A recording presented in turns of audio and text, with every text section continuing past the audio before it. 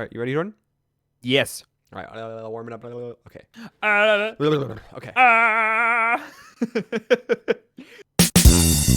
It's a little loud.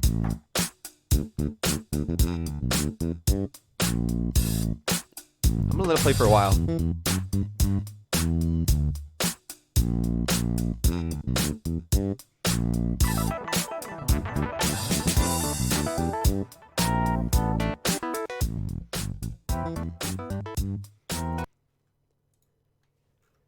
Hello, everybody. Welcome again to episode 36 of the Patient Players podcast. My name is Daniel, and I'm joined by my co-host Jordan. How you doing, Jordan? Hello, everybody. It's it's me, Jordan. Oh, hi, Jordan. This wasn't planned. That just came out wrong. Hi, Daniel. How's it going? Usually, I'm doing great. I was thinking the other day, I haven't done like an intro bit in a while because nothing has just like naturally come to me. Well, you've been so busy entertaining your pal Jordan Ramsey. After all, Entertaining him? yeah. I mean, he's been staying with you, right? Oh no, he's really famous. You know, like once your friends get famous, they easily forget you and move off to bigger and better things. Man, I can't wait till the podcast gets famous, and then I can forget you and move off to better things. Wait, well, would I do the same thing? What if we both ended up in the same other thing? Anyways, this podcast, Dude, the sequel, Patient Players 2. the new podcast. This is the June the 1st episode of Patient Players, June 1st of 2020. Happy June! Happy June! You, dear listener, right now in the future podcast realm, have the advantages of actually being in June, whereas Jordan and I are stuck here recording over the weekend. That is because, if you did not know this already, dear listener, the Patient Players podcast has begun live recording over the weekends.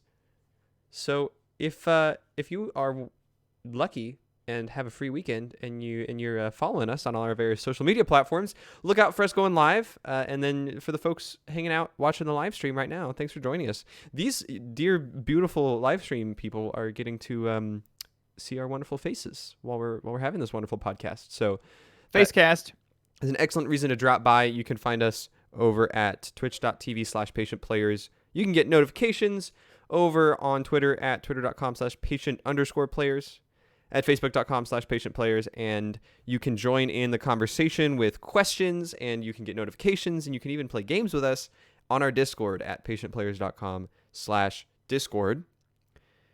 If you break your face, do they have face casts? I think they have like neck braces. But what if you like it's just your face? Like your face is broken. Ow, my face. But your face doesn't move like a joint does. Casts keep your joints from moving. Okay. Yeah. So no need for a face cast, is what you're saying. I don't think so. And you're not like putting weight on your face like you would with your arm or something. I wish I could. Yeah. What if so I can't like break my eyebrows? Like, do you break muscles? You can pull or cut muscles. Interesting. Then I would need an eyebrow cast? You could pull your muscle. You could pull your eyebrow. I'll do it right now. Ah, so funny. Visual comedy on an audio podcast. See, this is why you should join the live that thing stream. is dexterous. I got a dexterous eyebrow. Goodness. So this podcast, we talk about video games.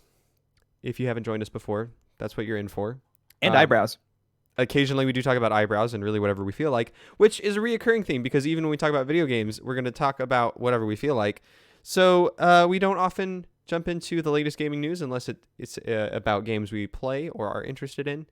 And you're going to hear us just have all sorts of fun with old games, all sorts of fun with modern games, getting updates, all sorts of fun finding new games, getting good deals on them. We talk a lot about great deals and sales you can get for games. That's what we got a lot of them today. We got a lot of great deals. A lot of great deals and a lot of great topics. Honestly, this is going to be a kind of a fast and quick episode. I think we're gonna have to hit each topic. Well, I don't know if that's ever happened, but wishful thinking is a good mindset. We can make it happen. Here, you go first. What have you been doing this week? Okay. Quick mode. I played Terraria. Heroes of the Storm. You know, still talk about them. Sorry. I thought you said quick mode. This not bullet point mode.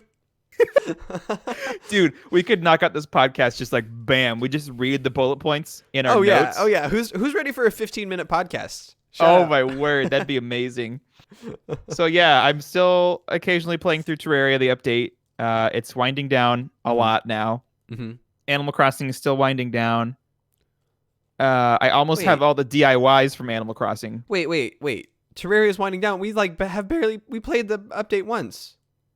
It's winding down for me on my single player mode. Okay. Does that Yeah. okay? So that means you've done everything there's to do, and you're not like interested in it anymore. No, I'm always interested in Terraria. That's like a what are the scientific laws called? Oh, scientific laws. Is that what they're called?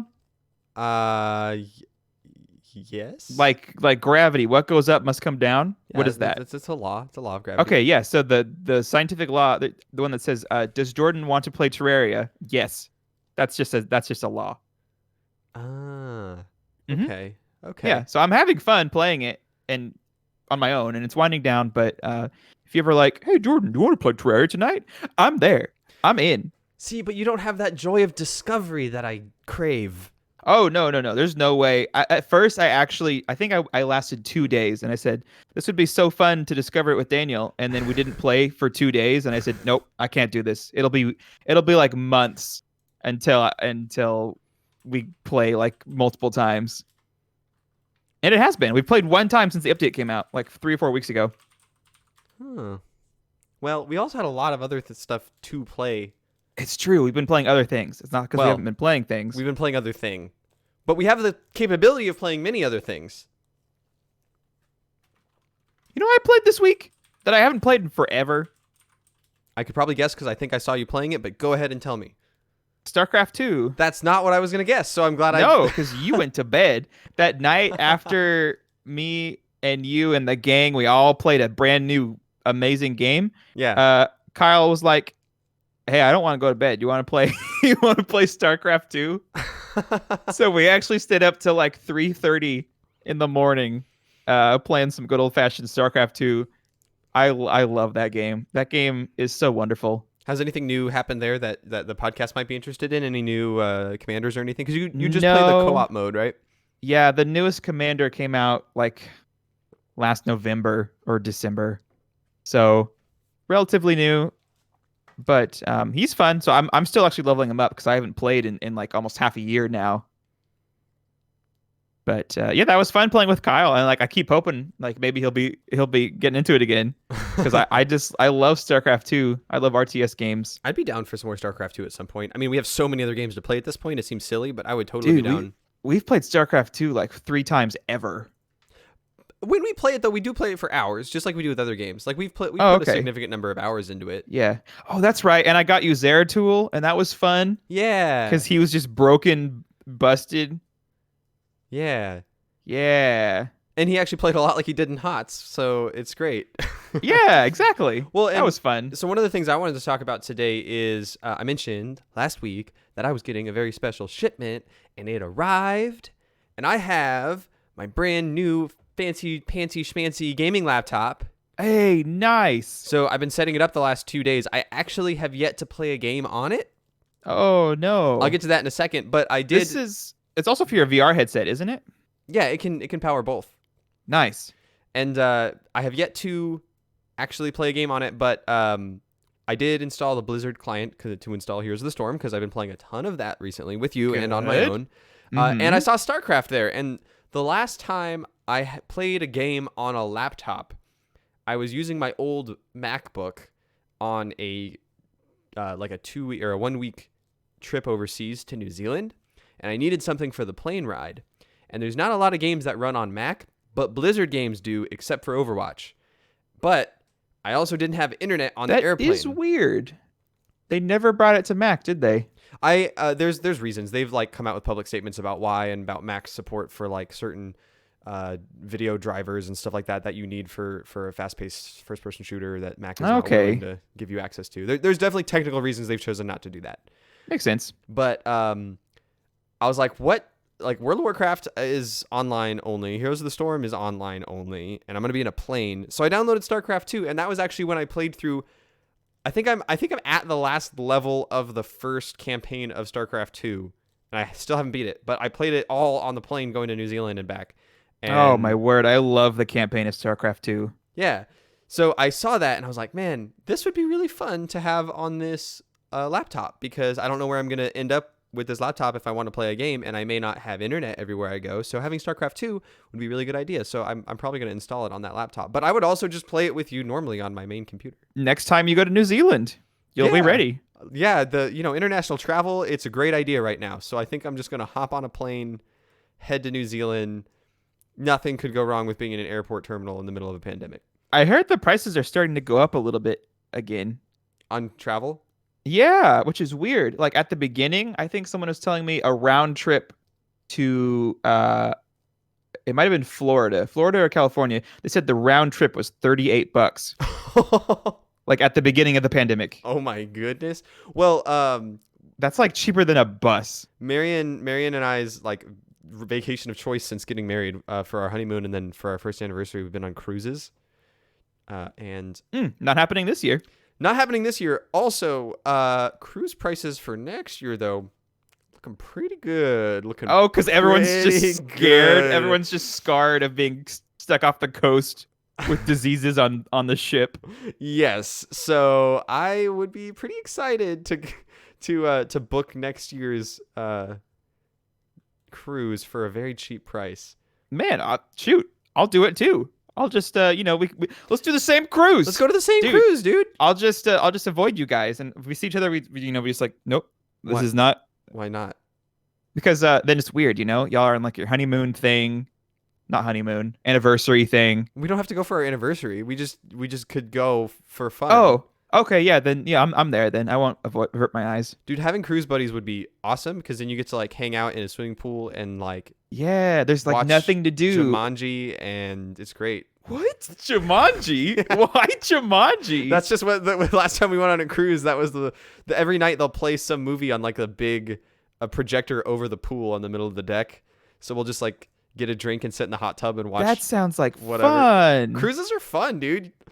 Wow. It's great. And then except for the alcohol, I think most of the food and stuff is free. You're just like, I want more pizza, and you just get more I pizza. love free food. Oh my word. Now we're just talking about cruises. I've been on 2 cruises to Alaska, or 1 to Alaska, 1 to Canada. And just Those being able to sound pick up the phone. It was beautiful. Icebergs are beautiful. Being able to pick up the phone and be like, "Hey, I want ice cream." Thank you. And then ice cream shows up. Oh my goodness, dude. I wonder how many pounds I gained on those cruises. There was definitely a post-cruise diet for us, because we both gained a lot of weight. But I want to talk more about the laptop. I have a story. Oh yeah, a laptop. Yeah, I tell me about your laptop. Daniel's story, TM, about Ooh. my laptop. So the laptop arrived yesterday while I was still working. I work from home during all of this nonsense, and so the shipment came in. And I was like, oh, I gotta finish my work now. The laptop's here. So I left it charging while I finished work, and then booted up and fresh install of Windows. So you got to go through all the setup, and then it's like you got a computer with no programs. So you got to go through and download everything from I love that. Steam to So Spotify to whatever. So just downloading frenzy, right? The thing about downloading things is that you need internet. The problem with my laptop is that it wasn't connecting to the internet, and I was super bummed because so this laptop is from the company Electronics. We talked about it a few weeks ago when you went and bought Electronics. when you bought the D brand switch thing on. It's actually sitting right here on my shelf. The D brand stuff. I'm too intimidated to install it yet because it is a big old kit of skins. So so on that episode I talked about the laptop a lot, but basically the model that I bought just came out. Like if you bought it with a certain video card, it shipped last week.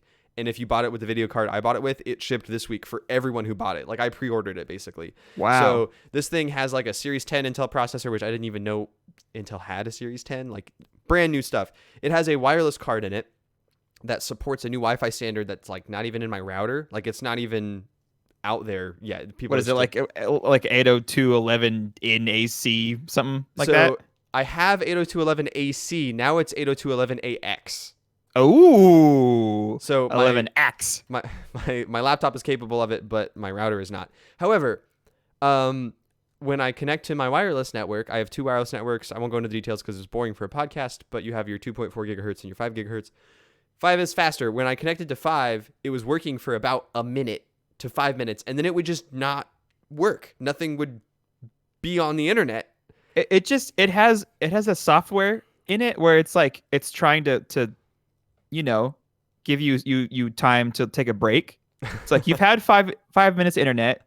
Go outside now. And then it would just like, never reconnect ever. Oh, ever? Oh, okay. No, I'd have to. But if I disconnect and reconnect, it would work again for another minute. And then if I switch to the 2.4 gigahertz router, it would work permanently.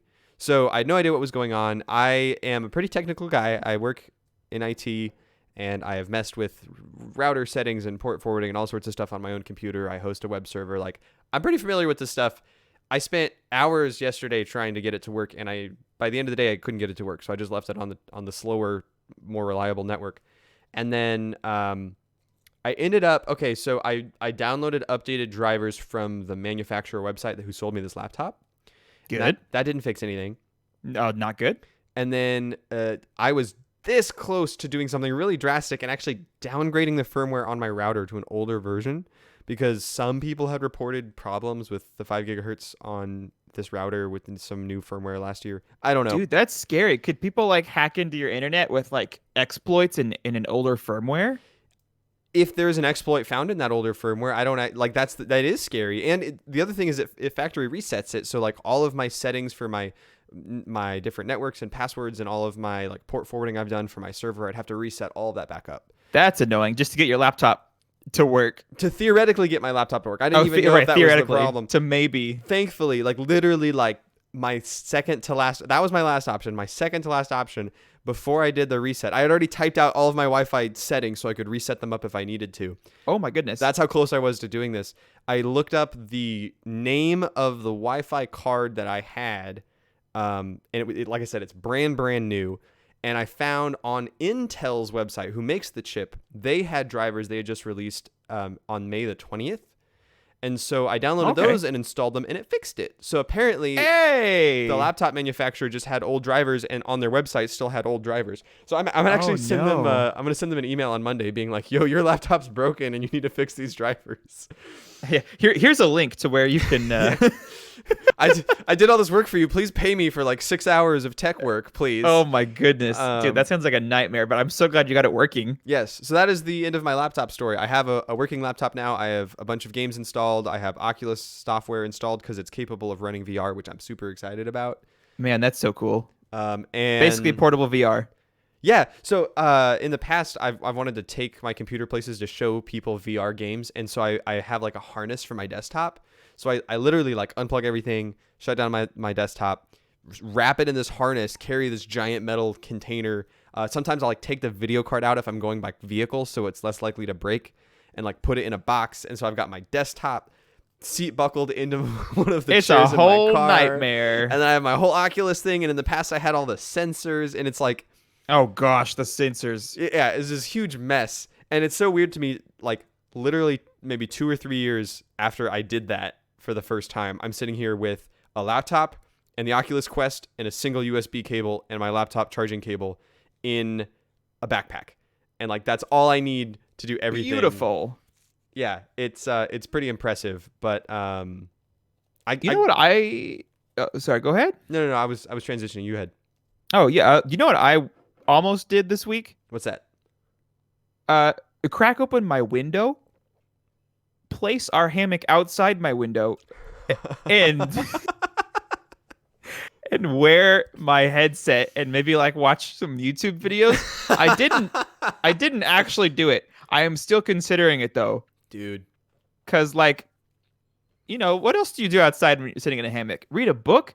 Gross. No, I want to watch like some YouTube videos or something. I just want to pretend I'm in a giant theater watching Netflix by myself. But yeah, while getting some sunshine. So on everywhere except your face. Yeah, imagine like the sunburn. But in like the weird Oculus like raccoon eyes that you get. Exactly. So I'm still considering it. I don't know if like the heat beating down on my expensive VR headset is something that I want also. So, but I really just want to do it, That but I sounds haven't done it fun. yet. When I first got my Oculus Quest, because that can run anywhere, it literally doesn't need a computer. I was showing it to my friend who you've played games with before, Cody, and I was showing it to him in the parking lot of a fancy Brazilian steakhouse. Was it Fogo de Chao? No, it was not Fogo de Chao. Oh, I see. It's you were there at my rehearsal dinner. I thought that was Fogo de Chao. No, that's Chamagauchas. Oh, right. It sounds like an anime. It's Oh, Brazilian. yeah, dude, that's my favorite anime, Tamagotchis. Heck yeah. It's just an anime about like. I was about to make a joke, but it just sounds like an actual anime. I was gonna say it's like an anime about a bunch of like handsome Brazilian men walking around serving meat to people, but like I would watch that. Yeah, no, I wouldn't watch it. Keaton would watch it, but that does sound that probably exists. In fact, Keaton might tell us if that already does exist. there- He's like, oh yeah, I've seen 2 seasons of it. Keaton, please send us an email at patientplayers.com or not patientplayerspodcast@gmail.com if there's a Brazilian steakhouse anime. Anyways, You know, I actually played my VR today. oh really? Actually, you can see it behind me on my table. That's hilarious. Yeah, I have not played it in 2 weeks, so not that long. But yeah, so I booted it up to play some good old fashioned Beat Saber, because I love Beat Saber. Oh, you mean the best VR game ever made? Yes, exactly. But also, I played some. What is it? Shield Audio Shield. Do you know that one? Yeah, that's by the Beat Saber people. That it came out a long time ago. I have it. It's like the prequel. Okay, maybe that's how I played it from your copy? Probably. Yeah, I have it. Wow, that one. It was fun, but wow, it was very beta-y, like the UI and just the gameplay. Yeah, that's why when they announced that they were making Beat Saber after I had been playing Audio Shield, and Audio Shield was already one of my favorite VR games, and then they were like, we're making a better one with lightsabers, and also it looks cool, and I was like, this is amazing. I can't wait to do this. And that's why I was so hyped for Beat Saber when it came out. Nice. Yeah, so I played one round of that. I said, and I deleted it. Like, man, once you play Beat Saber, there's no going back to Audio Shield. Let me tell you what. Unless there's, well, I guess because with Beat Saber, if you have to get into the modding scene to play any song, but in Audio Shield, it generates the songs off of the MP3 waveform, so you can just plug in a YouTube URL and just literally any YouTube video, you're playing Audio Shield. Right. So after I played that, Daniel, have you heard of Aperture Hand Lab? No, but I saw you playing this earlier today. Oh my word! I was just scrolling through the free games on Steam. I was just like, maybe there's something good on here, and I see Aperture Hand Lab, and I'm like, I didn't know that there was another free VR game by Valve. Like, of course it's going to be good. So I downloaded it, and apparently they have made it to show off the capabilities of the controllers on the Vive. Okay. But So this isn't just the lab? No. Okay. What do you mean the lab? The other one that they have called the lab? Yeah, because that also shows off the controllers of the Vive. Yeah, this one, I don't know. I think it came out like last year. Okay. Or it's like relatively new. I can look it up. Okay. But I had never heard of it, so I went in completely blind. It's really short. Again, it's like 10 minutes maybe. But they are just so good at being funny. I was cracking up like the whole time. Oh, at so one just point there was the writing of it? Yeah, at one point there was a business guy who like was shaking my hand, and because I was using the Oculus controllers instead of the Vive one, there was a glitch, so I couldn't actually like progress in the game. I had to like go in and change some control configurations. But before I did that, I thought it was part of the game, so I was just shaking this guy's hand. You're supposed to squeeze it with the actual controllers, but you can't do that with the Oculus one. So I was shaking his hand, and it went on for like 3 or 4 minutes where he was like, yeah, oh yeah, yeah, that's a handshake. That's good stuff. He's like, are we done? Okay, we're ending it. No, we're still going. This went on for like 3 or 4 minutes. Like, this is something you're supposed to like find on accident, but I was kind of forced to go to experience like 3 minutes of that because I couldn't like grip his hand. So yeah, it was so much fun. I went in and changed the configuration so I could play the whole thing. It is totally worth just 10 minutes of laughing at their amazing just writing and voice acting. Oh my word, the voice actors are so good. Cool. You play like rock paper scissors against someone. It at sounds some like point. a more family-friendly version of accounting. Have you played accounting? I've never played accounting, so Okay, accounting is by the dev studio that ended up making the Rick and Morty game, and it's right. It's basically an episode of Rick and Morty. Like it even uses the guy who voices Morty for like a lot of the characters, and like it has the same kind of humor. Yeah, I think I own Accounting Plus, so I'm going to play it eventually. Oh, I would love to see you play accounting. I would love to see you play accounting. I've not played Accounting Plus, just regular accounting. But Oh, I see. I bet you that the lab that you're talking about, the hand lab, if it's meant for demonstrating controllers, they were probably demonstrating their Vive Pro controllers, like the new ones they just added last year. Oh, I see. Oh, yeah, it only came out June of last year. That makes sense. So the lab, the original one that they released for free with the Vive, is probably to show off the headset in general, and then with their new Pro controller, I bet that has a lot of the new systems in it. Oh, it was for finger tracking technology in the Valve Index. Yeah, that's the new headset they have. So not even controllers. Well, makes sense. The Index has controllers that track your fingers. It's like you're holding onto it, but the ring goes around your fingers, and it can like track your fingers inside the controller. Oh, okay. Yeah, it's weird. That's pretty cool. So that explains why it's called Hand Lab. That makes a lot of sense. Just for showing off the hand stuff. That's really cool. I wonder if I'm so happy they put it on Oculus. I wonder if my headset, because my headset, the Quest, you can put down the controllers and have hand tracking. Ooh. So I wonder how that would work. But it's not like buttons combined with hand tracking. It's just either or. So I don't know how that would work. Yeah, you would probably need buttons because, like I said, you actually have to like grip that guy's hand, like pressure wise. Oh, okay. And that's what makes it keep going. So this is a little odd. I also played a bunch of VR this week. Today? Yesterday. Oh, this week. Yesterday. Ooh. Yes. So if you remember our post-recording stream that we did, which you can catch live here in just a few minutes when we're done recording this podcast, everyone. But we talked a bunch about Half-Life Alyx and about me getting access to Keaton's copy. Oh, yeah. So I did download it, and then I had like an hour block before dinner was ready like 2 days ago or something. Oh, dude, I couldn't do it. I couldn't just play a game like that for an hour. I was like, I've got nothing, no housework to do. No one needs my attention. I'm done with work. Like, I'm just going to play Half-Life Alyx. Here we go. And I booted it up, and the game's owner was playing Doom, and so I could not launch it because I'm borrowing it from someone on Steam.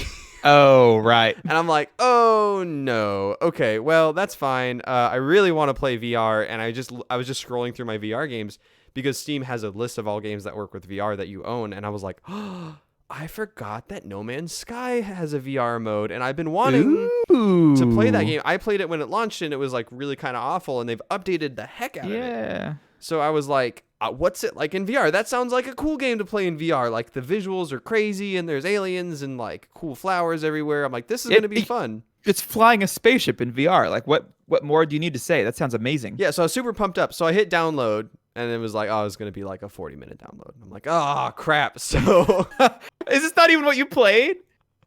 No, because I was You're like sending me on a roller coaster here, dude. I was like, what do I play while I'm waiting? And then, gosh, I'm trying to remember what I even played. I did play something. Dude, no. Oh my goodness. This is very embarrassing. I'm going to have to go look at what I played. I played, Blade and Apparently Sorcery. it didn't impact you. Wait, Blade and what? Blade and Sorcery, the one, it's an early access, and so there's not like a story or like level ups, or there's no point to the game. It's just go to this arena and play around with these enemies for a while because they're still building the mechanics of the game. But that's the game I talked about a bunch, where you can like cast magic and have a bunch of cool weapons. And I was like, okay, can't play No Man's Sky while it's downloading. Can't play Half-Life Alyx. I was like, Blade and Sorcery just put out a trailer. They're adding the sorcery update, so they're gonna have more than one magic spell from now on. I'm like, that's cool. Oh, so it actually is Blade and Sorcery now. Or is it Blade and Sorceries? Because in the past, it was just telekinesis and like lightning attacks. And I was like, oh, they're adding magic wands and like fireballs. I'm like, this looks super cool. So I booted up. Turns out that update doesn't hit until this week. So I was like, well, at the very least, I can play Blade and Sorcery. So I played that for like 40 minutes. And I was like, is No Man's Sky done yet? and I jumped out, and it was like, oh, you've stopped playing your game. We'll resume your download. Oh my goodness. And I was like, oh no. Okay, so then I just went and ate dinner, and then after dinner, I came back and played Half-Life Alyx for like 2 hours. Oh, so you played Half-Life? I did not know you played Half-Life Alyx. Yes. This is huge. Yes. So I have played Half-Life Alyx. This is massive. I get the feeling that the point I stopped is right before it actually gets fun. Because what I did was I started what I played was cool, but not like there was no challenge or anything yet. It's just the setup. So it was like 2 hours of setup? Maybe an hour and a half. So it's like you put on the headset, you got to spend the first like 15 minutes, playing around with the objects and the soda cans and like taking the marker and drawing on the TV screen, giving a guy a mustache and then erasing it off. And you know what you do in VR games, right? Right. Like you do. Yeah. Like you do. And then I played through the opening of the game where they kind of set up the plot of what you're doing and why. And then they give you the gloves that let you like flick things towards you to grab them. And you got to go through the tutorial to try those. And then they give you a gun and you got to go through a tutorial where you shoot a gun. And it's kind of building tension. I solved a couple puzzles, and those were cool. Like, the hacking minigame is actually really cool because they do it in 3D. Ah, yeah. Just get ready to do it for the rest of the game. The same thing. Have you played it? No, that's what I've heard, though. Oh, okay. They said it's just the same minigame for the entire game, and it gets so repetitive. Well, I thought it was cool the first time around, and then... maybe I'm wrong. Maybe it doesn't.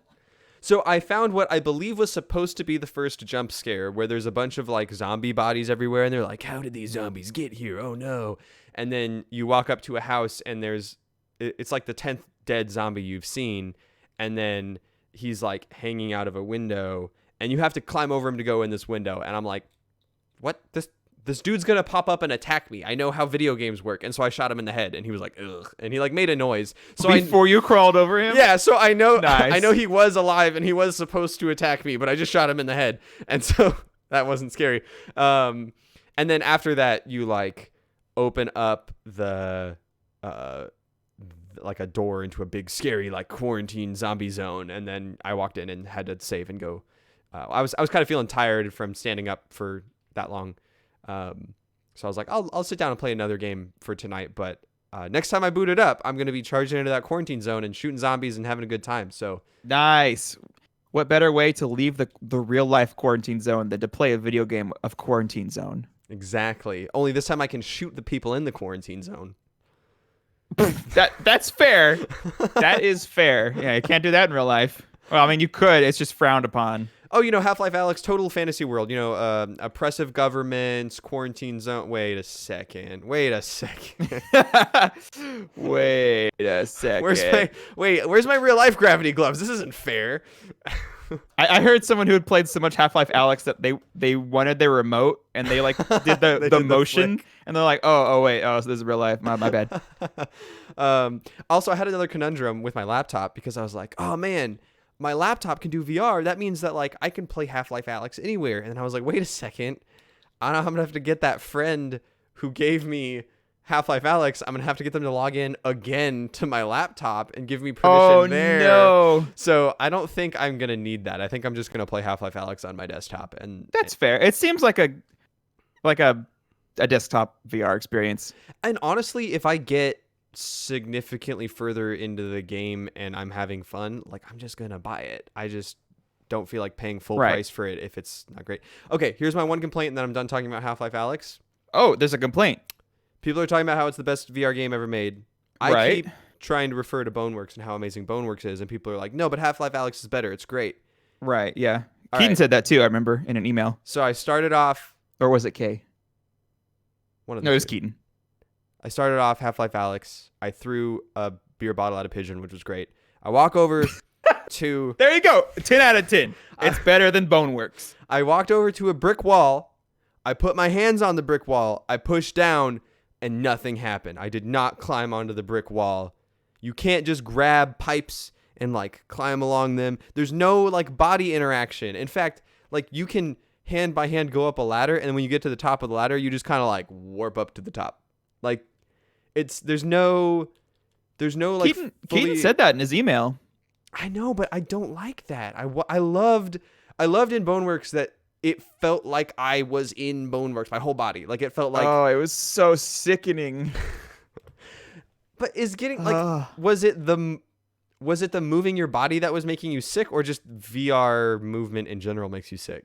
I didn't play much of Boneworks. You were there for the entire time, though, weren't you? You never gave it another shot? No. Like, Oh. I did not like the whole, like, pushing down on something and like, my real life hands would keep going. But, like, in the game, it's like, oh, you're pushing up against a shelf. So, you're... I hated that. That was so, like, disorienting for me. Well, so what you're describing is every VR game except Boneworks. Like, you push on something and your hands. But then your don't hand go goes through it. In Boneworks, it's like your hand was up against it, even though my real life hands kept going. So there was that disconnection that happens. I'm fine with going through something. But okay, we'll have to argue about this some other time. But like, I don't have a really place to argue because I didn't play all of Boneworks. but so see, I'm putting just saying putting my hands on something and pushing down and not having my hands go through, or having my hands stop, but having my body lift up is what I want. Wait, so do they stop in Alex? Yeah, so like in Boneworks, if let's say you walk up to a wall that's up to like your belly button, if in Boneworks, if you put your hands above the wall and then physically move your hands in real life down, they will encounter the wall in Boneworks, and then your character will use their strength to lift their body up. So as you move your hands down, you lift up. In Half-Life Alyx, you walk over and you put your hands on the wall and they just stop and nothing happens from there. There's no interaction with the wall. Okay. So that probably makes a lot of sense to players who hadn't played Boneworks, I imagine. Yeah, and at the end of the day, not every game needs to be a jungle gym simulator, right? Like, I get it. People don't want to climb on pipes in Half-Life Alyx. That's just not the game it's supposed to be. But I loved that about Boneworks. And so, like, the connections are so similar. Like, the games even have head crabs both. Like, they're so similar to each other, and they're both in VR. They both came out in the same, like, 3-month period. So, like, of course I'm going to compare them, and I'm just bummed out that. Yeah, especially if you said they got inspiration from Boneworks or something, or they met with the team. Like a lot, like some of the movement options and stuff like that. So I'm just a little bummed. I'm sure I'm gonna fall in love with Half-Life Alyx and it's gonna be great. Maybe it would help more if I actually played Half-Life or cared about Half-Life. But I hope that it being kind of hyped up in society in the VR community isn't having an impact on that. Because I know when things get overhyped, they, of course, they never meet up to the standards when you actually try it for yourself. That's true. Unless it's Undertale. You know what I'm saying? Oh, yeah. I mean, Undertale is amazing. Oh, yeah. Thank you. We played a bunch of Undertale this week. That was this week? Yeah. That was just a few days ago, actually. Well, I think it was like the day after our last podcast recording. But Marion and I, you can go find the Twitch archive. We played some Undertale live on the Patient Players Twitch. And we got through, I feel like, almost all the game. Like, at one point, one of the characters in the game made a joke about something being 3/4 of the way through the game, and like, we're even a little ways past that. So we played for like 6.5 hours or something like that, and I'm really enjoying it. I'm excited to finish it. And this is one playthrough. Obviously, I know this game, there's many different ways you can play it, and we'll probably end up playing through it multiple times. I'm almost...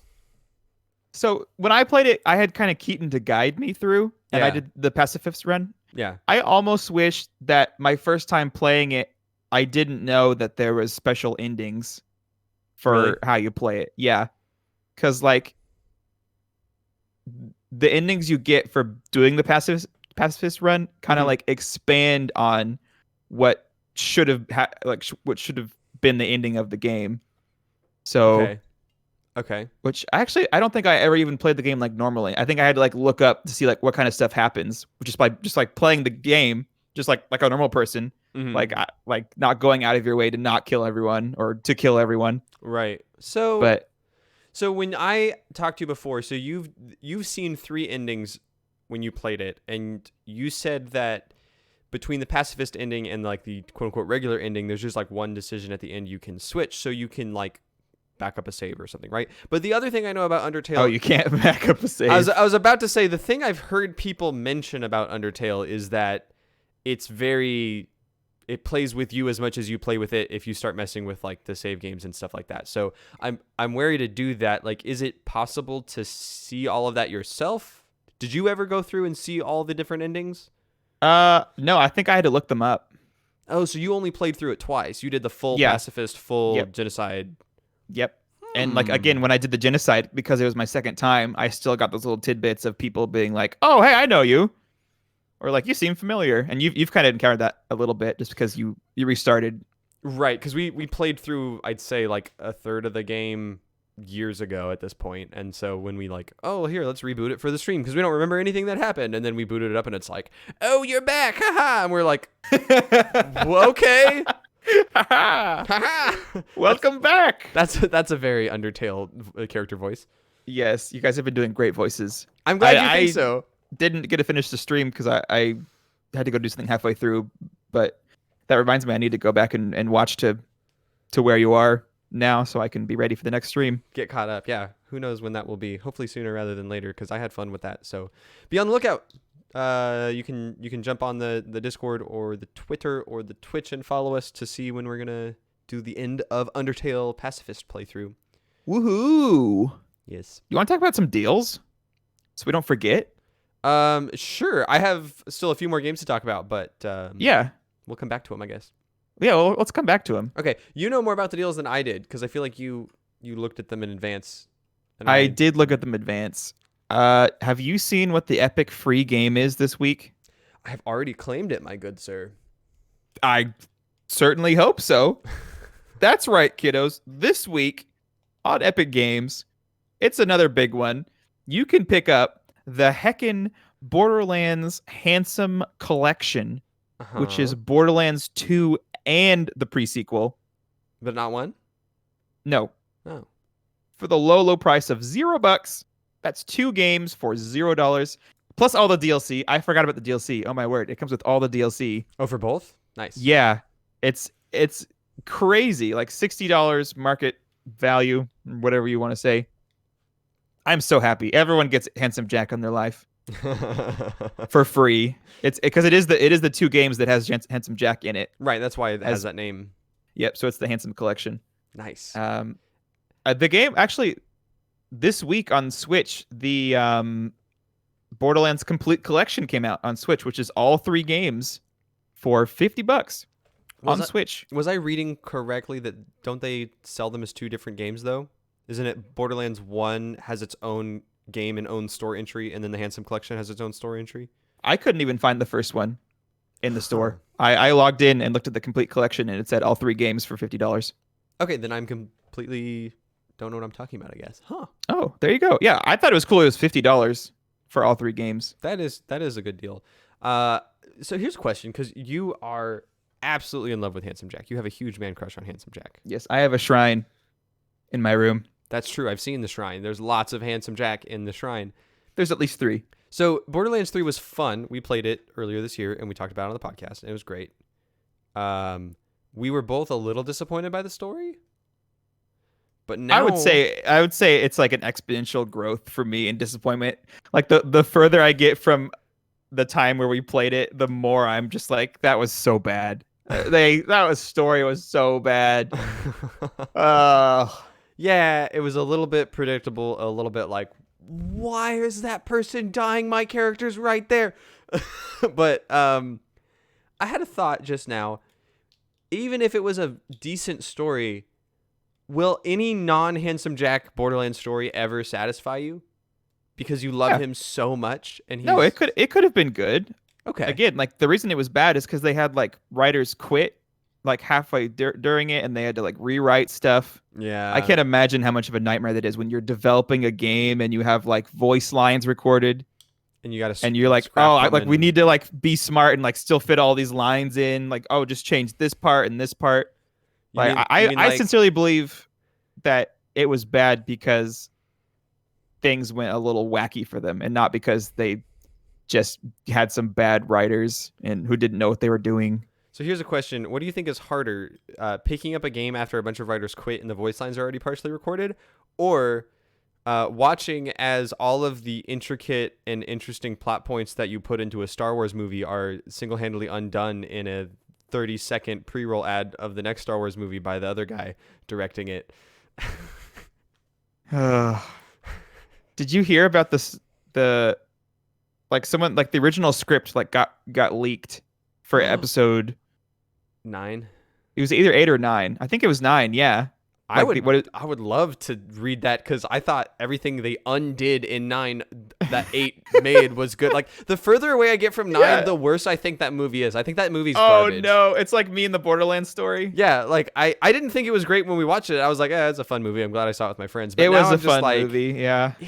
They did literal damage to every plot line they could have. They were like, Yeah, hey, you remember it was fan service. You remember everything movie. interesting about this trilogy? Well, screw all that. This is my story about Palpatine, okay?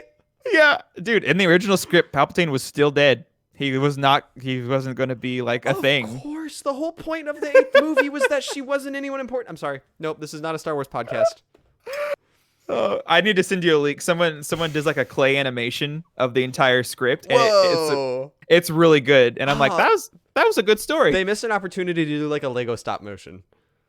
Oh, true. Yeah. Anyways, deals. Okay, so Handsome Collection free Epic Game Store on PC. Go grab it. Free. Yeah, until June 4th, which is Thursday. Yes. Thursdays when they do their deals. If you're listening to this live, you can go get it right now. If you're listening to this when the podcast comes out on Monday or on one of the following days that's not Thursday, go grab it. If it's after that, tough luck. Go get whatever the new game is. We'll talk about it next week. Wonderful. And PlayStation Plus's games have been announced for June. Okay, They're I'm ready. very, very tasty. We have Call of Duty World War II. Okay. Call Isn't that like of Duty. 3-year-old Call of Duty game? All right. Wait, is it? It's not Black Ops 4, and it's not the newest one. Or is the newest one Black Ops 4? Oh yeah, 2017. So 2 years old. That 2017 was 3 years ago. 2.5. Oh my word! You're right. Okay, 2.5. So all right. Okay. that and Battlefront 2, the new one. Oh, Star Wars Battlefront 2. Okay, cool. Yes. When you said we were talking about Call of Duty, and then you said Battlefront, and I immediately thought of Battlefield, and I was like, Battlefield 2? Battlefield 2. They're going way back. Okay, got it. Yeah. So I think those are decent choices. Yes. At least decent games. I think Battlefront 2 needs more people playing it. I don't actually know. I'm just assuming that people kind of stopped playing it. Probably. But maybe it has like a great old fan base or something. I don't know.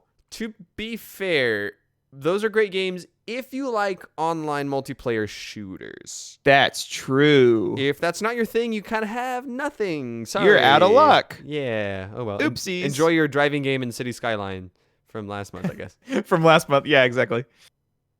And then Xbox Games for Gold is getting Shantae and the Pirate's Curse on Xbox One. Ooh. I think I've seen that on like so many Humble Bundles. It's Yeah, apparently I good. think so I mean, too. I've seen it on almost as many platforms as like Shovel Knight at this point. Like Shantae seems to be everywhere. I think so too. Yeah. They're also getting a game called Coffee Talk. What? Starting June 16th to July 15th with Xbox Games for Gold. What is Coffee Talk? I looked it up. I don't know how to describe it. Oh, it's that kind of. I mean, it's not like oh wow. It's a talking simulator. So is it just like a story based like it's like a visual novel? I guess so. I think you like play as a barista. And so Okay. you're like talking to customers about like their life and stuff. Yeah, it sounds like a visual novel kind of thing, Yeah, but hopefully not one of the weird visual novels. exactly. Yeah, so that's free from June 16th to July. Destroy All Humans is also going to be free from June 1st to 15th on Xbox One and 360. Dang it! I don't have a Xbox or Xbox Gold, but For Destroy All Humans? Do you like Yeah. Destroy All Humans? okay, I'll tell you a story about Destroy All Humans later. Oh, okay. Interesting. And another one called Sign Mora from the 16th to the 30th. Fascinating. Okay, so that's PlayStation, that's Epic Games, that is Xbox. We'll probably hit that one more week just because they're new and they're not even out yet. We usually talk about the different deals or subscriptions. Well, we they'll be find. out by the time this podcast comes out. Oh, really? They hit on the first. Well, some of them, I know Xbox delays some of them like for 2 weeks in the beginning of the month and then 2 weeks on the 15th. So whatever. We'll check that later. Okay. Yep. And we do not have Humble Bundle choices yet, unfortunately. I'm still really looking forward to what they're going to be. Let's see these June Humble Bundle games. Let's jump on this. Hoping for some good ones. Though, as excited as we've gotten about it, we still have yet to play chess. Dude, So it's on Switch. Oh, Chess And Ultra. Chess. I might have bought it again. So you got it. You got it as part of the bundle, and then you went and paid full price for it on Switch. No, it was on sale because I am a patient player. That's the only reason I got it. It was $6 on Switch. Okay. So But Jordan, I said, this will be what? aren't you getting the like 41 game pack that comes out in like a month? Oh yeah, that has chess on it, doesn't That it? has chess on it. It's 51, by the way. Yeah. Yeah, but this is Chess Ultra. Oh, Okay, so you got the flaming $6, eyes, right? yeah, $6 for a nice graphical, flair. So let's put it that way. I was like, I saw it was $6, and I was like, heck yeah, I'm getting Chess Ultra on Switch. This game it's chess, but it's pretty chess. I guess, to be fair, I've spent more money on like cosmetics for games I like. So if you just like chess, sure. I'm not gonna shame you over $6 worth of chess. I would buy. That's like less than a chessboard. I would buy like a $50 cool chessboard with like Mario pieces or something. Like. Oh man, that sounds amazing. Oh, I guarantee you they're out there. I probably said. I've that probably one 'cause seen I'm one. Thinking of one. Yeah. Yeah.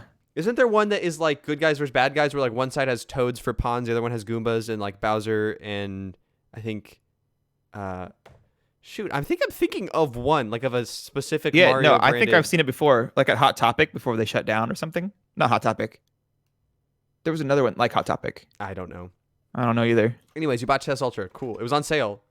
I did. Yes. You should have tweeted about it. Then I would have found out, and I could have got it. It might still be on sale, honestly. I think if I'm gonna get a bunch of board games on my Switch, I'll probably just wait for the big club pack. Oh yeah, get Club Pack because again, like you can play that with Marion. Mhm. For, like she can download the free copy of it to play with you, and so there you go. You know what I saw this week? I don't remember if this was Reddit or where I saw this, but there was a great GIF of apparently on the tabletop games, if you have a board with pieces on it, you can pick it up in like the tabletop mode and like shake it and the pieces go everywhere. Oh no! And then you set it back down and it puts all the pieces back where they were. Oh, okay, that's So amazing. You can like rage flip the board and then it just gets all put back to where it was. That's amazing. I love that. You said that was Tabletop Simulator? No, that's the one that's coming out, the Switch one, the Clubhouse one. What? I'm so excited. This game is amazing. This comes out on Friday, dude. Is that close? Dang. Yes. I pre-ordered it. It's like already downloaded on my Switch and everything. That's not how being a patient player works. It's not, but it's Nintendo's. That's our one exception. You're right. I can't get after you for that one. See, and it's only $40 for 51 games. now I Do have the math. That's like decide money if it's per worth game. it, because there's a good chance that like if I really like Half-Life Alyx, I'm probably gonna buy it, and then it's like, well, there's $60 out of my pocket, and so just wait for a sale. You waited for a sale for Nier, like you beat Nier and then you bought it on sale. That's true, but also the fledgling VR industry, you got to support it, right? You got to support Valve. Oh wait, no. Oh yeah, Valve's doing fine. They're doing all right. Yeah. Well, okay. Before we get off the deals, is there any other deals? I don't think so. I think it's all the deals. Cool. We have not been notified of any other deals. We also bought a new game this week too. We did buy a new game. So that's we even are more money. Impatient players. Impatient, right out of pocket. Which yeah. shocked me. It absolutely shocked me that all my friends bought it. It felt like it was my birthday or something. Like legitimately, it felt like all these people were doing this nice thing so they could play a game with me, and it made me so happy. But they didn't. They were just getting next little. I don't know. I don't understand. I still don't understand why everyone bought it except Marion. I bought it to play with you. Yeah, but see, like I thought everyone would just pay $5 because it's on Game Pass. It launched on Game Pass. By the way, for those of you at home, this is Minecraft Dungeons we're talking about. Yes, launched on new game from Mojang. Minecraft new Dungeons. game. I guess it is from Mojang, isn't it? They did good for a new genre, a game that they haven't done. Yeah. But yeah, it launched on Game Pass. You can pay $5 for a month of Game Pass on PC and just play it for a month for $5. So Marion did that. I did that because I was like, oh, what's going to happen is we're gonna play this once, and everyone's gonna be like, that was all right, and then never touch it again. So I was like, I guess I'll save some money. And everyone's like, oh sweet, I'll buy it. Oh sweet, I'll buy it. And I'm like, what the heck is wrong with these guys? It's only $20, so maybe that's why. I did it because I'm your friend, and I That- knew that we would play it, and that you would want to play it. I do want to play it. Like I still like. I'm so Yeah. excited for the next time we get to play it, and when we Yeah. get to beat it. Yeah. Because I played some harder. I went back and I played like the levels we'd beaten. Mm-hmm. I hope you're proud of me, Daniel. I have not progressed further than when we stopped playing. It has been really hard. But you have But I- leveled up a bunch? No, on a different character. Oh, okay. Cool. Yeah, I went back to the ones we'd already beaten and put it on like the hardest difficulty. It gets really, really, Wait. really hard. You can't change the difficulty until you beat the game. No, you can. That's the thing. Like you choose the difficulty of the level when you choose it, and it gives you like a little range. So beyond the range, you can't choose that, but there's like a little range that increases the loot table What? depending on which one you choose of difficulty. So I just like I cranked it Okay. up to the hardest one. I was like, let's see how hard this is. It was really hard. Like I died a lot, and I was like, this is going to be lots of fun with people. Okay. Like having to actually strategize and stuff. Yeah, okay, so for anyone who's lost and didn't catch the live stream we did of it, when the game first came out, the day it came out, we all bought it and or downloaded it on Game Pass. In fact, for anyone who wants to be a patient player, tip from the wife here, Game Pass PC is normally $5, but you can start 1 month of Game Pass Ultimate for $1. So she's actually $1 out of pocket, and she's actually been playing Ori and the Will of the Wisps yesterday.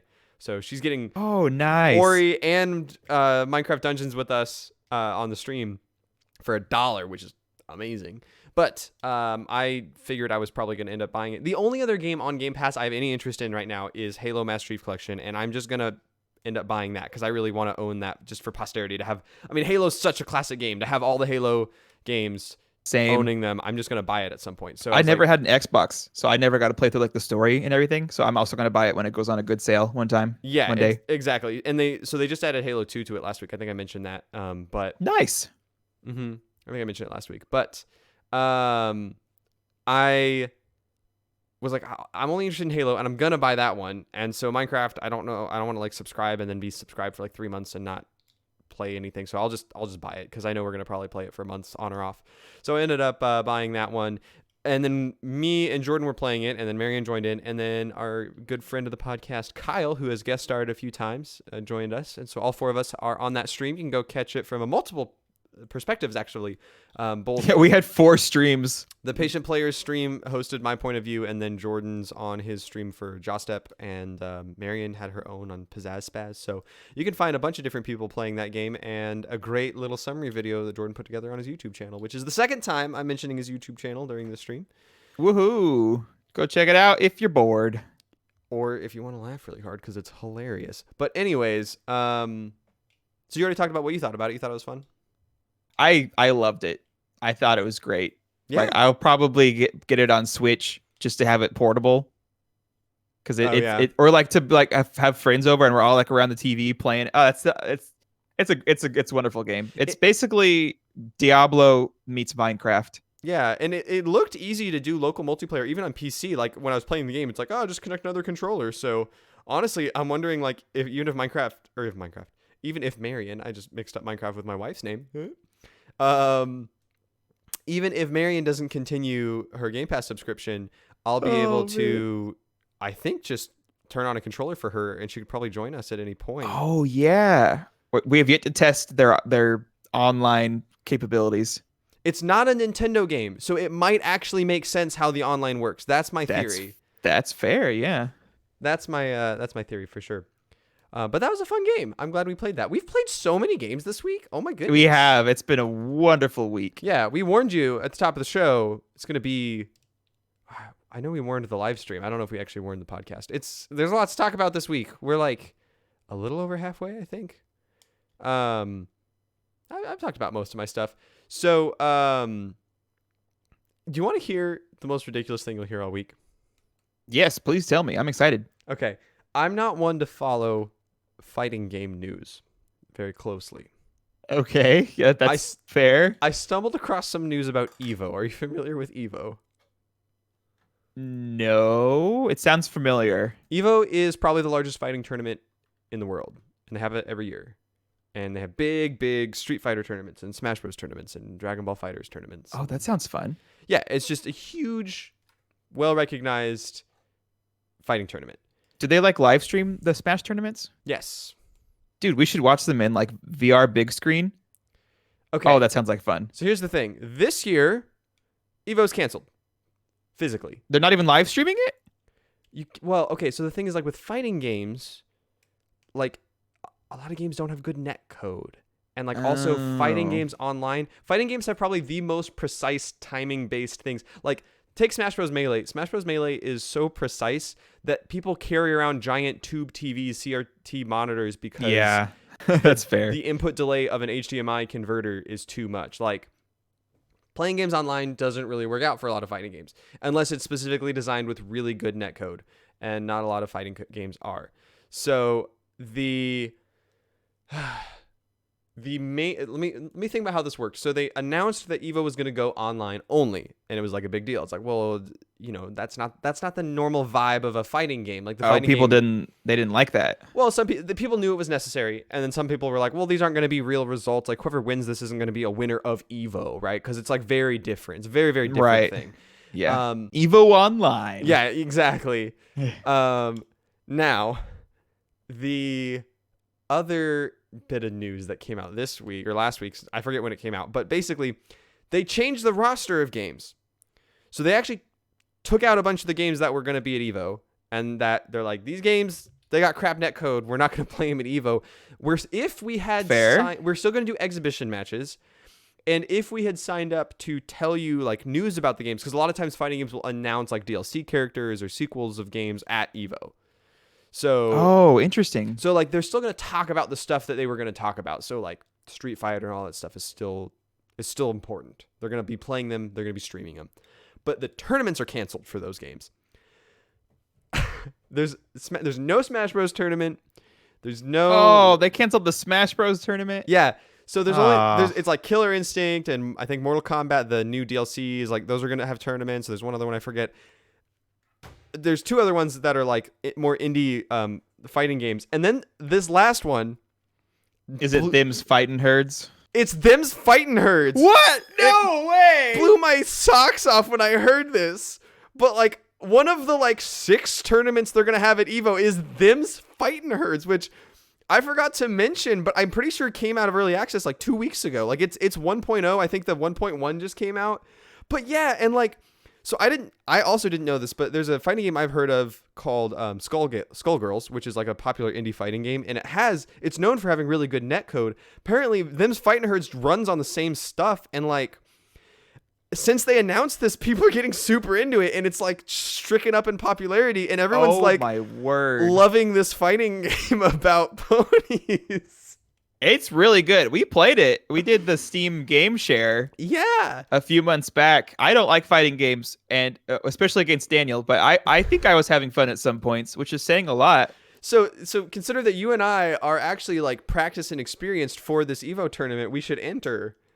And then you can get good at one of the characters, and I'll get good at one of the characters, and we'll learn all the combos and the counters. It'll be great. We're going to play Them's Fighting Herds. Oh my goodness. So if anyone's completely lost, this is an indie fighting game that I picked up in one of the Humble Bundles like 2 or 3 months ago.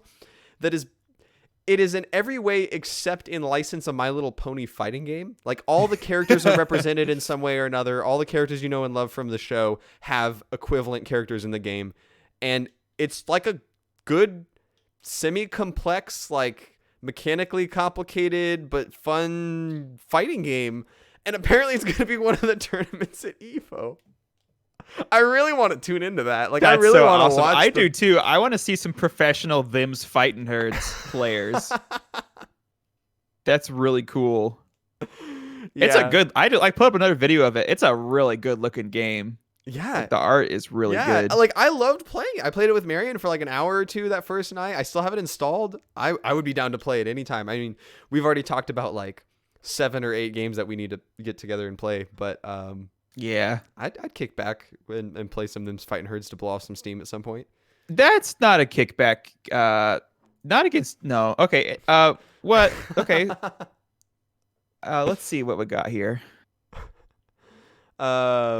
There's only one other game I've played this week, which I know that's saying not that much because I played a ton, but it's Heroes of the Storm. I played more. It's here. Big surprise. I also played some and it was fun. I broke I broke the losing streak in Storm League. Oh my word! Did you get out of gold? I'm almost out of gold. I won 4 times in a row today. Oh my gosh! What today? Yeah. Were you playing? What game were you playing? I was playing Heroes of the Storm League, and I don't think you were. I don't think people win 4 times in a row. If you recall, we lost 8 times in a row last week. Trust me, I freaking recall. But I won 4 times in a row, and I felt like a god. I found the trick. The trick is just to play Tassadar, apparently. He's just so busted. Oh, no. Just play the busted heroes. That time you climbed. The reason that you're in Diamond in Overwatch is because you played Roadhog, like, right before he got nerfed. Do you remember that? That wasn't the reason. Well, you weren't in Diamond before that. You said you won, like, bajillion games in a row only playing Roadhog. And then they nerfed like his broken hook. I was good with Roadhog. I have the You're still great at Roadhog. But yeah, so I took a different approach to it. I think I was focusing too hard on winning. Well, no, I was focusing too hard on map macro. I was trying to play characters that could solo lane, soak experience in 2 different lanes at the same time, and also is that not Tassadar? Well, and also do like camps and stuff really well. So I was playing like Greymane, or I was playing a solo laner like Imperius or something. And I was running into just trouble. And that's when we like lost 8 times. And I was just really overthinking the draft. And I was looking up different advice for people online who are in different brackets. And I came across some advice that was like, look, at that rank, at gold rank, you don't have like platinum and diamond. You start getting players that will like move smartly in fights and stuff like that. But like at gold rank, if you just deal a buttload of damage, they can't handle it. Like they just like their poor little gold mines. Yeah, like they just don't have the tools or the game knowledge to deal. If you just deal like tons of damage, and I was like, great. So I changed all of my favorites. I have like Zeratul, I have what? Tassadar, Kael'thas, and like I'm just gonna blow people up. And then if I need to play another role like a tank or something, I have like Muradin and Garrosh because like I'm good at those guys. But I just had a bajillion high damage characters, and I've been able to pick Tassadar all except one round, and the one round I couldn't. I picked Zeratul, and I'm just in there like.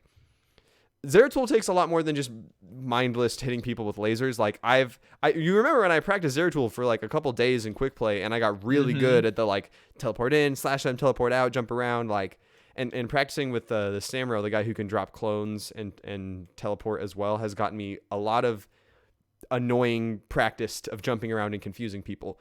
And so I've won two Zeratul games and 3 Tassadar games in a row. So that's 5 games. Yeah, 5. Oh my word! Great. I played a Tassadar game, and I noticed. So one thing in Heroes of the Storm, Tassadar is a character who just got changed and does lots of damage. But his abilities, when he casts his abilities, he sits still and he like shoots a giant laser. And if you sit still in that game, you're vulnerable to someone who can target their abilities at you. And so there's another character named Li Ming who can throw out a giant magical orb that does tons of damage if you let it hit you. So she can kind of counter Tassadar, because if you see someone pick Tassadar, you can pick Li Ming, and then anytime they try to attack, you just hit them with your giant orb, and they can't dodge it because they're sitting still. Well, I was playing against a really good Li Ming who was doing that nonsense, and I was still managing to like beat the team, and we ended up winning pretty handily. Well, the next game, that Li Ming was on my team, and a lot of my old team was on the enemy team, and I picked Tassadar again, and we just crushed them, and we won. We were great. No! And then that Li Ming invited me to a group with him and his buddy who was just playing a Gazlo who was just pushing down the lane the whole game, and that was great. So we made like a little 3 Musketeers trio this afternoon and just won 3 games in a row after that, and it was a great time. And then they were like, oh man, I'd love to keep playing with you, but our friend who's in bronze is getting on. We got to help him, and it won't let us queue up in Storm League because he's in bronze. So... Oh no, bronze. So bronze Heroes of the Storm player. I was taking a break anyways, but man, that put me back on top. I feel great. I'm like 2 wins away from being back in platinum. Sweet. Yeah, once you get back to platinum 4, we can queue up again and get to diamond together. Oh yeah. Sounds like a fun trip. Yes. So now I know the trick. Just do loads of damage, and that was my Heroes of the Storm. That's all my games. That's all your games. I've said all my games. It's been a lot of games. I'm looking forward to more Terraria with you. Looking forward to more Minecraft Dungeons with you and the squad, which is probably going to be difficult if we're like all four. Chess. Here's the Storm. Here's the Storm.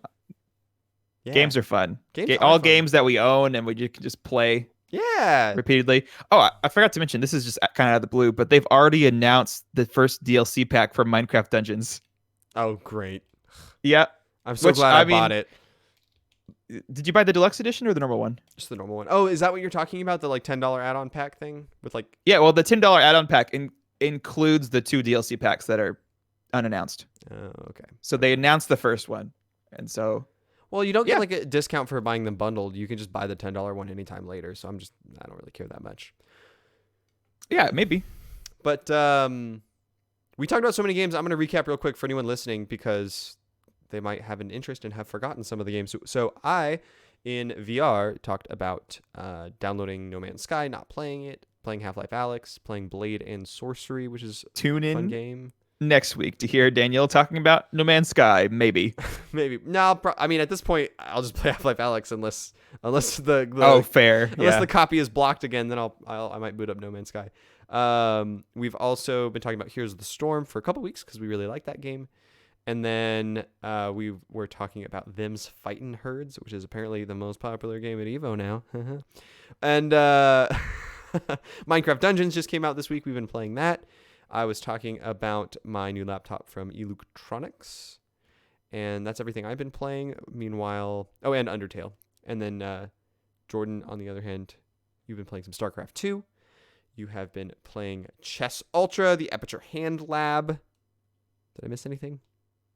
Man, I played chess against my friend Miranda like a few hours ago, and I almost won on turn 5, and I was like, oh, I'm doing it. You're becoming the chess man. Yeah. But I didn't. I almost did. Alrighty. So close. Well, does that bring us to the best part of the podcast? It does indeed. Welcome, dear listeners, to the best part of the podcast. This is the emails and questions section of the podcast. We are live streaming the recording of this podcast at Twitch over at twitch.tv/patientplayers. You can join us there in any future weeks if you're hearing this on an archived episode. But if you're there right now listening to us, welcome. Hello. Thank you for joining the podcast. We are now going to be answering any questions you have in chat. Jordan's going to be watching for questions in the Discord podcast questions channel. That is at patientplayers.com/Discord. And we are going to be reading through our emails for the week that people have sent us over at patientplayerspodcast@gmail.com. You're welcome to send an email there. You're welcome to join the Discord and post a question. And you're welcome to just talk with us on Twitch.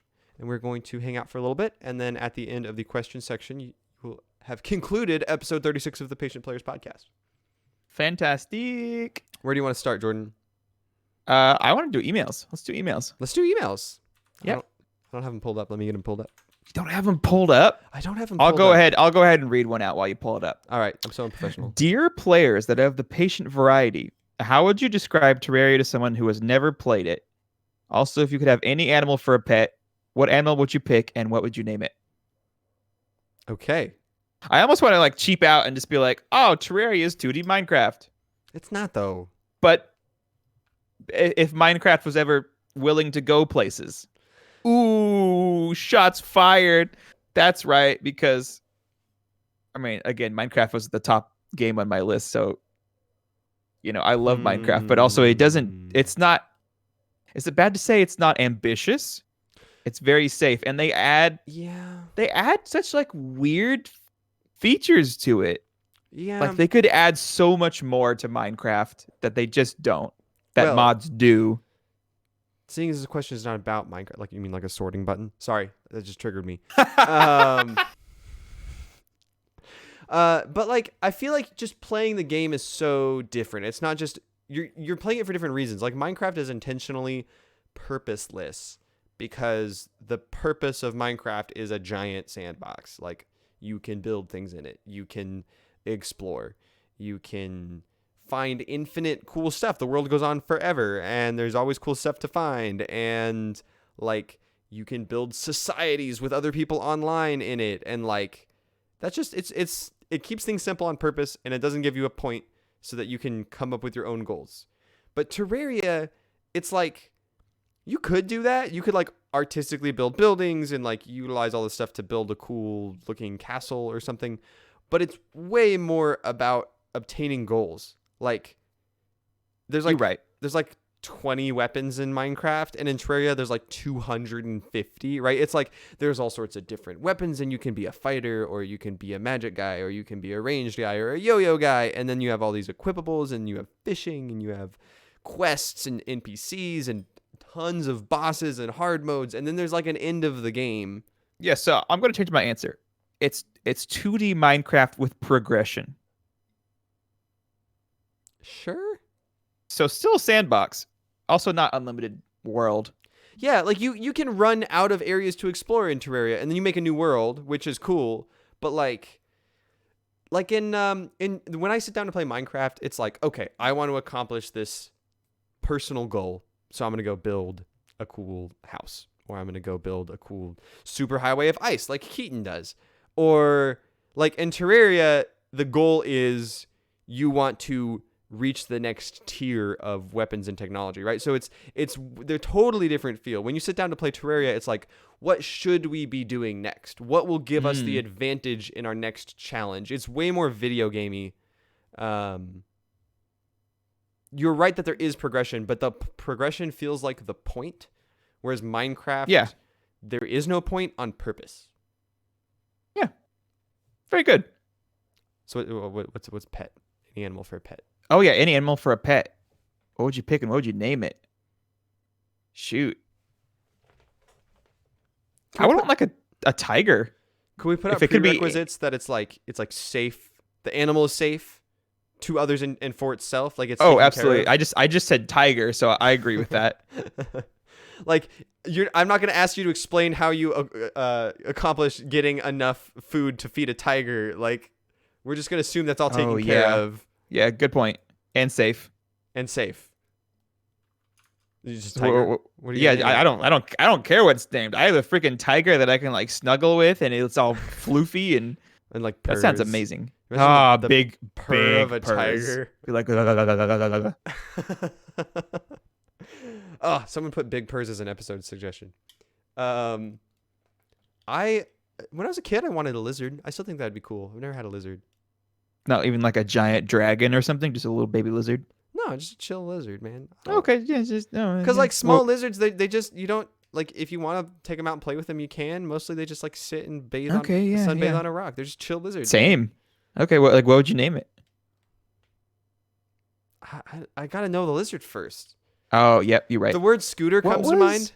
Like Scooter. Scooter the lizard sounds kind of rad, but what was the lizard called in Magic School Bus? Oh, was it Lizzie? I think Lizzie's the teacher, isn't it? No, that's Miss Frizzle.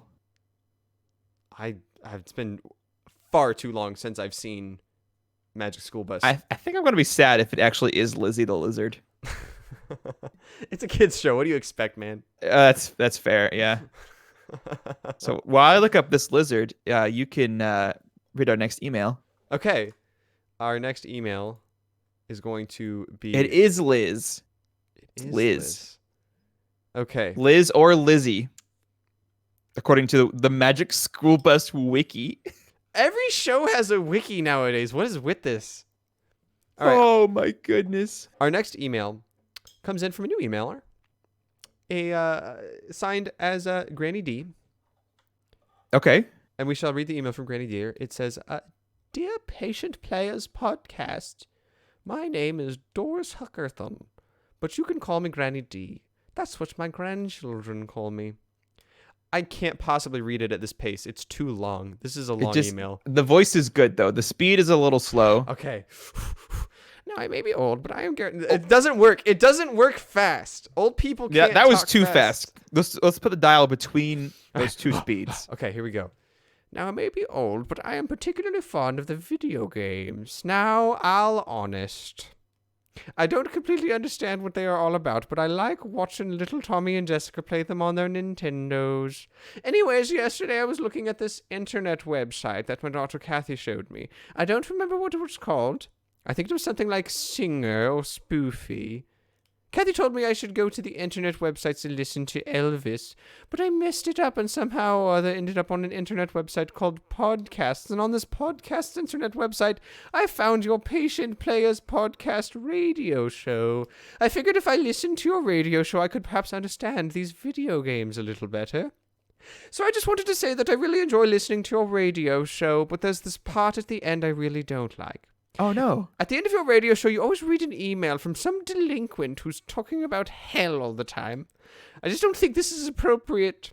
You see, I'm a Christian woman. I love my Jesus, and I don't want your radio show listeners to lead down the wrong path. You know, my cousin Freddie, he started listening to the devil music, and he started smoking and drinking and using this potty language. You'll see. Wait, was he smoking and drinking the potty language? Oh, naturally. Okay. Yeah, it says it right there on the page. Oh, goodness. You all seem like decent young men, and I just don't want you encouraging any of the devil-worshipping stuff to my grandchildren. Anyways, I do have a question about the video games, if y'all have the time. So since I was interested in these video game things, I went out and bought myself one on the new Nintendos. However... Oh, wow. When I tried to turn it on, I can't see the pictures. The Nintendo I bought looks different from the ones that Tommy and Jessica have. I don't know where the screen is, and it came with all these plugs, and I only figured out where the ones that goes into the wall is. So if you could just tell me where the plug goes and where the screen is, I would be very appreciative of that.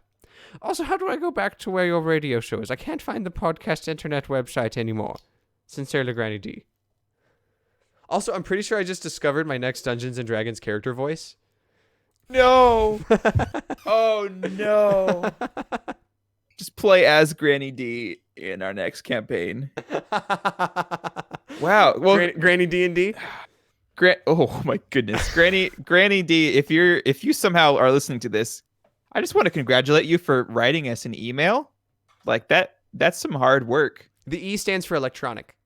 Yeah, electronic mail, for sending us an electronic letter, if you will, and for writing us. Wow, that was an adventure. So Daniel has experience with tech work, so he's going to go ahead and answer your question now about how to fix your screen and your Nintendo.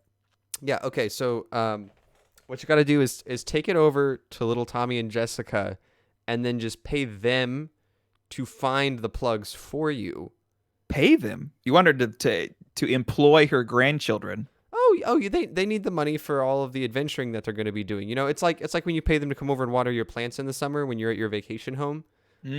But only they're helping you plug in the Nintendo, and they'll be really excited to do it too, because they'll see that you have the new Nintendo, even newer than they are. Might I say just also paying them in cookies if they're young enough? They won't know the difference between that and money. This is off topic, but I feel like you're going to appreciate it. Do you want to hear the most terrible thing that happened to me today? So I think so. So I was visiting my parents, and they offered me food, and I was eating their food, and it was delicious. It was tacos. It was great. I was having a wonderful time. My wife was somewhere else today, so it was just me. And my dad looks at me and he says, "Daniel, do you want milk and chocolate chip cookies?" And I was like, yes.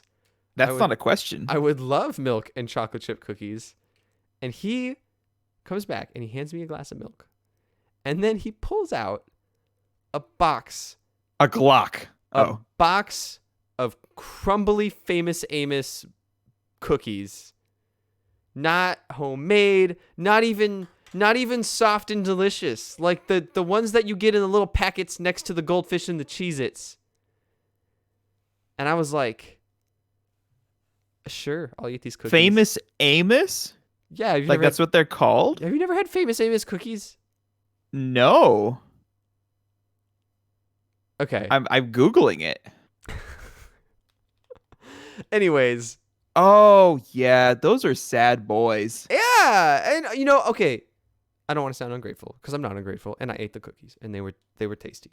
Right? Okay. I'm very happy that my parents gave me these cookies. But, like, when your parents offer you chocolate chip cookies, the last thing in the world you think is about to happen is you're going to get these stale, crumbly dots of cookie out of a box. Sorry, Daniel. I thought your parents had standards. I did too, honestly.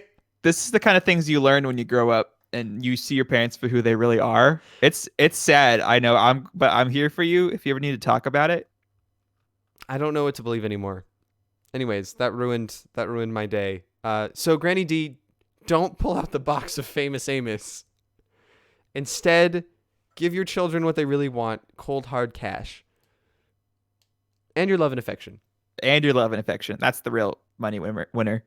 So, in the podcast questions on our Discord, we have, it's not really a Can I question? just note, hold on. So we are interacting with the Twitch chat during this portion of the podcast, and the Twitch chat is currently going nuts over D&D characters and Famous Amos cookies. So okay, good. They're having a party in there. Apparently, Czar Infamous and Pizzazz Spaz are both rebelling against this idea that Famous Amos cookies aren't great.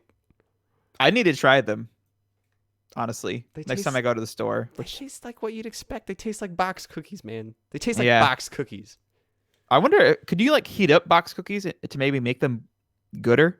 I think they're purposely like dehydrated so they last. So that's why dunk them in water. Ugh. Well, I mean, dunk them in milk and that makes them a little better, but they're still not. Okay, is that what you did? Moist, yes. Okay, That's what I did. okay, gotcha. All right, what's this podcast question from our Discord? It's not really a question, but Keaton says, our good friend Keaton, he said, I typed Brazilian food anime into Google and came up with this show, Kudoku no Gourmet. It has no reviews and no score. Can't confirm it was exactly the kind of anime you described, but this is what Google spat back at me. So here you go. Keaton, my assignment to you is to watch anime this week. I want you to watch this anime and report back next week. Okay, I'm Googling it. I expect a full report on the quality of this anime. It is a Japanese cuisine seinen? You are gonna get nowhere Googling a anime. It's a manga directed towards adult young men. Isn't every manga directed towards adult young men? That's what seinen means. It's directed towards that audience. It's a 10-episode original animation. There's one sentence for the plot. As a salesman, Goro Inogashira travels Japan, where he visits various restaurants and street booths to sample the local cuisine. Okay. Each chapter features a different place and dish. So it's like a Travel Channel show, but fake and in an anime form. And there's 2 seasons. Oh, there's 3 seasons. There's 4. There's 5.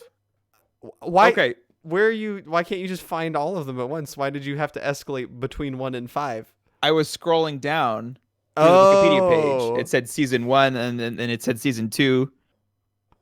Yeah, so the 5th season only has 1 episode. And it aired in 2015, so I think it's done. It's the final food tasting. Yep, it's that episode is the garlic skirt steak and Samgyeopsal.